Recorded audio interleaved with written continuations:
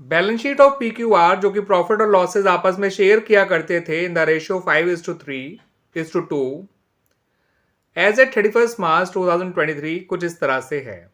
Liability side में creditors हैं, employees provident fund है, प्रॉफिट एंड लॉस अकाउंट है और उनकी कैपिटल्स हैं। एसेट साइड में बैंक है, स्टॉक है, डेटर्स है और फिक्स्ड एसेट्स हैं। ठीक है बच्चों, ये इनकी बैलेंस शीट है। इनमें से जो P है वो रिटायर हो गया और Q और R ने कहा कि वो आगे से फ्यूचर में प्रॉफिट्स 2:3 के रेशियो में शेयर करेंगे। रिटायरमेंट की दूसरी टर्म्स कुछ इस तरह से हैं।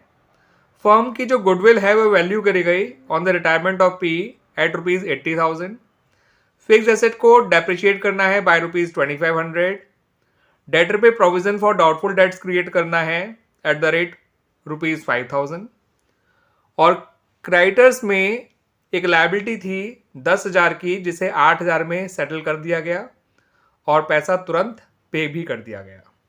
ठीक है बच्चों, उसके अलावा एक पॉइंट और दिया है, amount will be paid to P in the following manner. Q will contribute ₹1150 and बाकी जो है लेकर आएगा R। ठीक है बच्चों, और यहां पर एक बात और लिखी हुई है जो बहुत काम की है कि आपको बैंक बैलेंस मिनिमम 15,000 मेंटेन करना ही है। ठीक है, वैसे ऊपर बैंक बैलेंस 40,000 दे रखा था आपको बैलेंस शीट में। 8,000 आप क्रेडिटर को पे कर देंगे, बचेगा 32,000 और 15,000 आपको मेंटेन करना है मिनिमम बैलेंस, तो 17,000 आप P को पे करने के लिए फॉर्म का भी यूज कर सकते हो।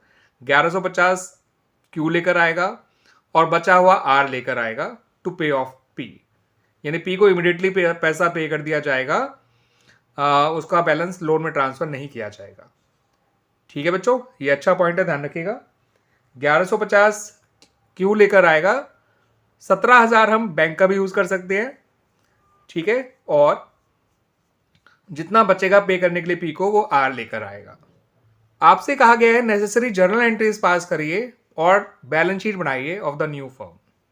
आपसे इसमें partners capital account, revolution account, ये कुछ नहीं मांगा गया है बच्चों। आपसे सिर्फ एंट्रीज मांगी हैं, जितनी भी पॉसिबल एंट्रीज बन सकती हैं वो सारी बनानी होंगी एंड देन आपको बनानी है balance sheet of the new firm, balance sheet of Q and R। ठीक है बच्चों, तो बच्चों एंट्रीज बनाने से पहले आप Q और R दोनों का गेन निकाल लीजिए, जिससे उनका गेनिंग रेशियो आ जाएगा। उनका नया रेशियो आपको गिवन था 2:3, पुराना रेशियो पार्टनर्स का था 5:3:2। तो Q का गेन निकालने के लिए उसके नए शेयर में से उसके पुराने शेयर को माइनस कर दिया। R का गेन निकालने के लिए भी सेम काम किया। तो Q का गेन आया 1/10, R का गेन आया 4/10 और इनका गेनिंग रेशियो हो गया 1:4। ये गेनिंग रेशियो बच्चों ट्रीटमेंट ऑफ गुडविल करने के लिए काम आएगा, इस बात को ध्यान रखिएगा। ठीक है बच्चों, अब जो है आगे आपको दे रखा है, मतलब आपको एंट्रीज बनानी थी, तो वही एंट्रीज मैंने लिखी हुई हैं। सबसे पहली एंट्री बनाइए, जो profit and loss account liability side में अपीयर कर रहा था वो आपके लिए प्रॉफिट है बच्चों, because it has a credit balance. उसको जब बांटेंगे अमंग द पार्टनर्स, तो पार्टनर्स के ओल्ड रेशियो में उसको डिस्ट्रीब्यूट कर दीजिए। ठीक है, 85,000 है, 5:3:2 के रेशियो में बांटेंगे इस 85,000 को हम। ठीक बच्चों, तो इससे क्या होगा, P क्रेडिट होगा 42,500 से, Q क्रेडिट होगा 25,500 से और R क्रेडिट होगा ₹17,000 से। क्लियर बच्चों, ये मैंने गुडविल की एडजस्टमेंट पास करी है with P share of goodwill. पूरे फर्म की गुडविल थी 80,000 इंटू 5/10 कर दिया, ये P के हिस्से की गुडविल आ गई 40,000। उससे P को क्रेडिट कर देंगे और Q और R को उनके गेनिंग रेशियो में डेबिट करेंगे जो कि 1:4 है। तो 8,000 P देगा और सॉरी Q देगा और 32,000 R देगा P को। ठीक है बच्चों, 8,000 और 32,000, ये सारे पॉइंट्स मैंने रिवोल्यूशन के करे हैं। आपको क्वेश्चन में साफ कर रखा था फिक्स्ड एसेट को 2500 डेप्रिशिएट करना है, डिक्रीज करना है, डेटर पे प्रोविजन क्रिएट करना है 5,000 का। तो ये दोनों ही नुकसान की बातें हैं और नुकसान से रिवोल्यूशन डेबिट होता है। ठीक है बच्चों, रिवोल्यूशन डेबिट हो जाएगा 7,500 से। एसेट का कम होना नुकसान है और एसेट कम होती है तो क्रेडिट होती है, नुकसान से रिवोल्यूशन डेबिट होता है। प्रोविजन बढ़ना नुकसान है, नुकसान से रिवोल्यूशन डेबिट होता है, और जब प्रोविजन खुद बढ़ता है तो वो क्रेडिट होता है। ठीक है बच्चों, लॉजिक क्लियर। अब हमने क्रेडिटर जो 10,000 के थे उन्हें 8,000 पे करा है, तो क्रेडिटर तो पूरे 10,000 कम कर दीजिए, जितना कम पे किया उतना रेवोल्यूशन में डाल दीजिए, जितना पे किया उतना बैंक में डाल दीजिए। ठीक है बच्चों, तो बैलेंस शीट में आप क्रेडिटर पूरे 10,000 कम करेंगे और बैंक 8,000 कम करेंगे, और जो 2,000 का फायदा हो रहा है वो रेवोल्यूशन में आ जाएगा। रेवोल्यूशन के पॉइंट्स इतने ही थे बच्चों। तो आप देख सकते हैं आपको रेवोल्यूशन में लॉस हो रहा है 7500, डेबिट हुआ और क्रेडिट हुआ केवल 2000, तो आपका रेवोल्यूशन लॉस आ गया 5500, जिसे पार्टनर्स में बांट दिया जाएगा इन देयर ओल्ड रेशियो।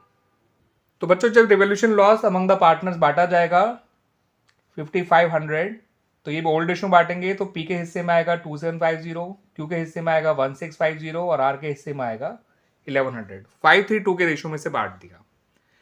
ये अगली एंट्री मैंने बनाई है बच्चों कैश लेके आने की, जो क्यू और आर को लेके आना है। उससे अगली एंट्री मैंने बनाई है पी को उसका फाइनल बैलेंस पे करने की। मगर क्योंकि आपने पार्टनर्स कैपिटल अकाउंट और रेवोल्यूशन अकाउंट तो बनाए नहीं थे, तो आपको जो है पार्टनर्स का फाइनल बैलेंस कैसे निकल कर आया पहले वो समझा देता हूँ, फिर बात करेंगे इन दोनों एंट्रीज के अमाउंट की। तो बच्चों जो अमाउंट फाइनली पी को पे किया जाना है वो है उसका ओपनिंग बैलेंस, जो कैपिटल का बैलेंस शीट में दे रखा था, ये उसके हिस्से का प्रॉफिट एंड लॉस अकाउंट का बैलेंस, ये उसके हिस्से की गुडविल, ये उसके हिस्से का रेवोल्यूशन लॉस। इन तीनों को प्लस कर दिया, रेवोल्यूशन लॉस माइनस कर दिया। जो final balance to be paid to P है वो है 119750। अब हमें ये तो पता है कि क्यू कितना कैश ला रहा है पी को पे करने के लिए, हमें ये भी पता है कि बैंक कितना पैसा दे रहा है या फर्म कितना पैसा दे रही है टू पे P.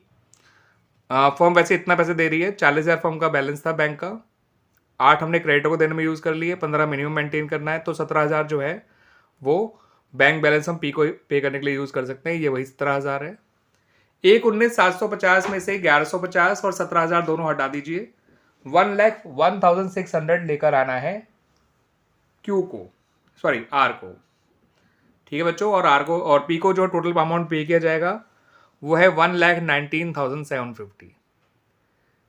His opening balance P N L account का जो अमाउंट डिस्ट्रीब्यूट किया था वो अमाउंट, और 40,000 जो उसकी हिस्से गुडविल थी, और 2750 उसका लॉस था। इतना पे करना है पी को, इतना क्यू ने दे दिया, इतना बैंक फर्म ने दे दिया, इतना आर लेकर आएगा। और बैंक इतना कैसे दे रहा है वो मैंने बता दिया, 40,000 से 8,000 जो क्रेडिटर को दिए और 15,000 जो मिनिमम बैलेंस मेंटेन करना है, इन दोनों को हटा दो, निकल आया। ठीक है बच्चों,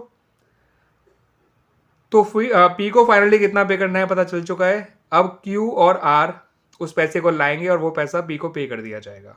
ठीक है बच्चों, तो बच्चों क्यू पैसा लेकर आया 1,01,600, आर पैसा लेकर, सॉरी ये मैंने आर का अमाउंट लिख दिया है, ध्यान रखिएगा। क्यू लेकर आया 1150, आर लेकर आया 101,600। ठीक है बच्चों, तो ये हो जाएगा 102,750, जितना पैसा इन लोगों को लाना पड़ा 102,750। ठीक है बच्चों, अब पी को कितना पे करना है, पूरा जितना उसका फाइनल बैलेंस था 119,750। 17,000 इन्हें कम लाना पड़ा बिकॉज उतना फर्म का बैंक बैलेंस यूज करेंगे, दैट्स वाई। सही है बच्चों, इतनी बातें क्लियर हो गई। अब हमें क्यू और आर का क्लोजिंग कैपिटल बैलेंस भी निकालना पड़ेगा, बिकॉज बैलेंस शीट में तो केवल क्यू और आर का ही कैपिटल बैलेंस शो किया जाएगा, वो भी सारे एडजस्टमेंट्स के बाद, क्योंकि क्वेश्चन में बैलेंस शीट तो मांगी है। तो इनके क्लोजिंग बैलेंसेस कैसे आए हैं वो भी देख लीजिए। ये उसका ओपनिंग बैलेंस था, ये उसके हिस्से का प्रॉफिट एंड लॉस अकाउंट का अमाउंट जो डिस्ट्रीब्यूट हुआ था, ये उसके हिस्से का रेवोल्यूशन लॉस, ये जो उसने गुडविल के लिए कंट्रीब्यूट किया था, जो एडजस्टमेंट एंट्री गुडविल के लिए बनाई गई थी उसमें हमने क्यू को डेबिट किया था, वो माइनस कर दिया। ये वो कैश जो लेकर आया, तो फाइनल बैलेंस क्यू का आ गया 79,000। His opening balance plus his profit and loss account balance जो उसको हिस्से में गया, 1650 उसका रेवोल्यूशन लॉस, 8,000 जो उसको गुडविल के एडजस्टमेंट एंट्री में डेबिट करना पड़ा, और 1150 जो कैश लेकर आया। ठीक है बच्चों, उसी तरह से आर का ओपनिंग बैलेंस ये रहा, 17,000 उसका पीएनएल अकाउंट का अमाउंट, ये उसका रेवोल्यूशन लॉस, ये 32,000 जो एडजस्टमेंट एंट्री में गुडविल की हमें आर को डेबिट करना पड़ा, और ये वो कैश जो लेकर आया वो प्लस कर दिया। रेवोल्यूशन लॉस माइनस किया, गुडविल के लिए जितना उसको हमने डेबिट किया था वो माइनस किया, ये ओपनिंग कैपिटल है, पीएनएल अकाउंट का जो डिस्ट्रीब्यूट किया था अमाउंट ये उसका शेयर है, ये जितना उसे कैश लाना पड़ा ये इसका क्लोजिंग बैलेंस आ गया। तो हमें क्यू और आर के क्लोजिंग बैलेंस मिल गए। ठीक है बच्चों। अब बच्चों देख लीजिए बैलेंस शीट जो हमने क्यू और आर के बनाई है after retirement of P. Creditors अब लिखेंगे यहाँ पे आप 40,000, पहले 50,000 थे लेकिन 10,000 क्रेडिटर आपने पे कर दिए थे। Profit and loss account distribute हो गया तो अब नहीं आएगा। Employees provident fund as it is आएगा 10,000। कैपिटल्स क्यू और आर की नई वाली आएंगी 79,000 और 1,18,500, ये जोड़कर आएगा 197,500। टोटल आ जाएगा 247,500। Now look at the asset side. ठीक है बच्चों, बैंक बैलेंस 15 ही आएगा जितना मिनिमम मेंटेन करना है। अगर आप बैंक अकाउंट बनाएंगे तो भी क्लोजिंग बैलेंस बैंक का इतना ही आएगा, बट जरूरत नहीं है। स्टॉक जो है 80,000 एज इट इज आ जाएगा। डेटर्स 1 लाख ही लिखिए, बट उसमें से प्रोविजन के 5,000 हटा दीजिए, बचा 95,000। फिक्स एसेट आपने 2,500 कम करी थी तो उनको हटा के लिख दीजिए 57,500। टोटल आ गया 2,47,500। और इस तरह से हमारी ये बैलेंस शीट भी बन गई और ये क्वेश्चन हमारा पूरी तरह से सॉल्व भी हो गया बच्चों। ठीक है बच्चों।